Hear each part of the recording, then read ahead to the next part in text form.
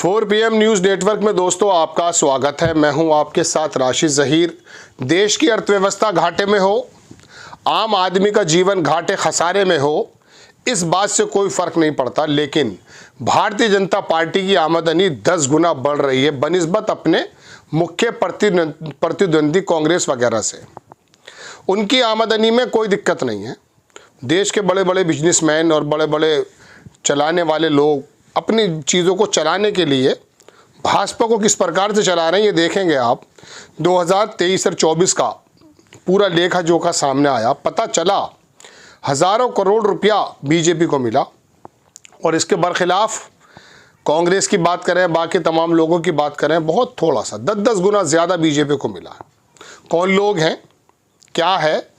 जब देश के लोगों की तनख्वाहें, आमदनियाँ घट रही हैं, देश में 71 करोड़ लोग 100 से और 200 रुपये के बीच में झूल रहे हैं, 81 करोड़ लोग लाइन में लगे हुए हैं, तब भारतीय जनता पार्टी दुनिया का सबसे बड़ा दल तो बताया जाता है।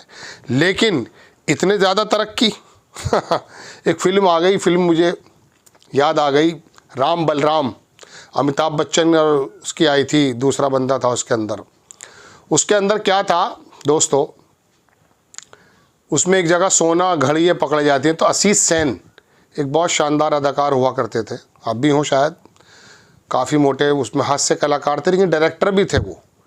तो जब वो पकड़ा जाता सोना, घड़ियाँ, हीरे, तो वो जब पकड़ा जाता तो वो पुलिस में रहते हैं, वो आके कहते हैं इतना सोना, इतनी घड़ी है, सब लोगों को एक घड़ी तो कम से कम मिलनी ही चाहिए, और इस तरह से एक घड़ी वो जेब में रख लेते हैं।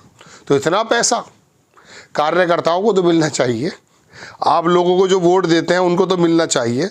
खबर देखेंगे दोस्तों, आपकी स्क्रीन पर लगाता हूं कि एक साहब हैं, उन्होंने इसको बाकायदा बताया कि किस प्रकार से, उनकी लैंग्वेज तो कुछ और है लेकिन मैं आपको दिखाता ये हूँ। सबसे पहले अखबार की cutting, BJP got 2244 crore, 2244 crore contribution in 2023 और 24 में, और कांग्रेस को मिला 289 करोड़।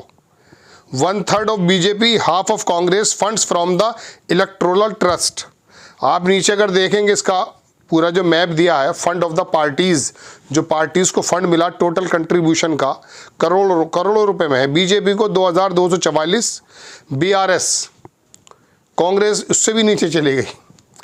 बीआरएस जो है वो भारतीय तेलंगाना, पहले टीआरएस थी, वो तेलंगाना हार चुके हैं वो चंद्रशेखर साहब राव। उन पीआरएस को मिला 580 करोड़ रुपया, कांग्रेस को मिला 289।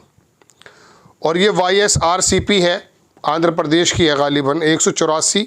टीडीपी, चंद्रबाबू नायडू, अब तो नहीं बहुत पैसा मिल जाएगा, डोंट वरी, 100 करोड़। डीएमके को 60, आप को 11 और टीएमसी को 6।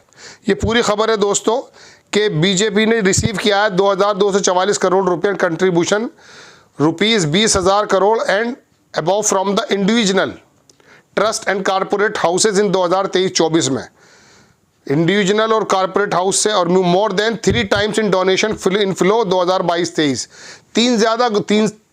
तीन गुना ज़्यादा है 2022-23 से।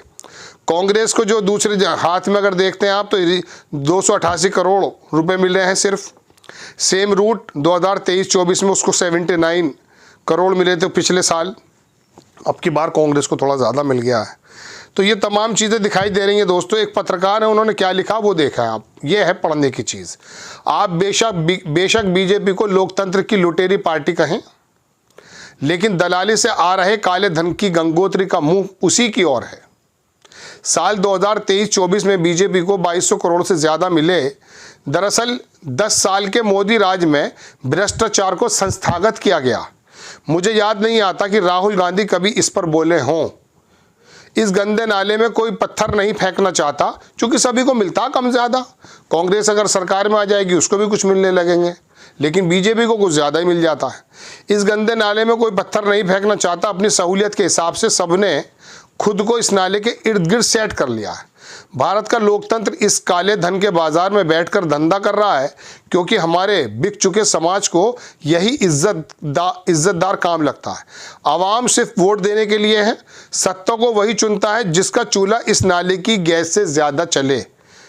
भारत की किस्मत में अब यही लोग तंत्र है, इसकी बदबू हर पार्टी को पसंद है। हम इसे ही डिज़र्व करते हैं। बड़ी सधी हुई बात लिखी है, जिस पत्रकार ने भी लिखी है ये। और दोस्तों बात यह है, त्रिपुरा के चीफ मिनिस्टर थे, CPM के थे या CPI के थे, मैं आपको पहले बता चुका हूँ। एक मर्तबा सब्ज़ी खरीदते हुए देखे गए। चीफ मिनिस्टर थे उस समय, खुद साइकिल से जाया करते थे। और जब रिटायर हुए तो वहाँ जो उनका सर्किट हाउस में CPI या CPM पार्टी, मालूम नहीं कौन सी थी, मतलब कम्युनिस्ट थे, उस पार्टी का एक दफ्तर था, वहीं घर बना हुआ था। ऐसा नहीं था कि एक्स चीफ मिनिस्टर भी अरबों खरबों डर का इंतज़ाम कर ले, अपनी 10 नस्लों का मामला कर ले। लेकिन ये बातें बुरी कब लगती हैं। एक साहब ये कह रहे थे कि राहुल गांधी जो भ्रष्टाचार के मुद्दे को सर पे लेके घूम रहे हैं और अडानी चिल्ला रहे हैं, दरअसल भ्रष्टाचार का मुद्दा तो लोगों के बीच में से ख़त्म हो गया। लोग ही बदल गए हैं, लोगों की तरजीहात और प्रेफरेंसेस बदल गई हैं। किसी ज़माने में मैं आपको बारहा बता चुका, छोटे छोटे से घोटालों पर सरकारें बदल जाती थी, नेताओं के राजनीतिक जीवन ख़त्म हो जाते थे।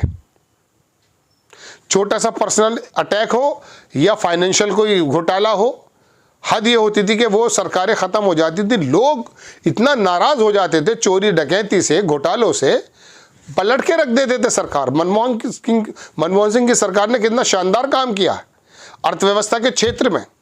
लेकिन वो जो कॉमनवेल्थ का एक मुद्दा था और कोलगेट जो झूठा लगाया गया, सरकारें बदल दी आपने, ऐसा ही गैरत थी। लेकिन अचानक क्या हुआ, हिंदुत्व की आग में जला दिया गया आपको।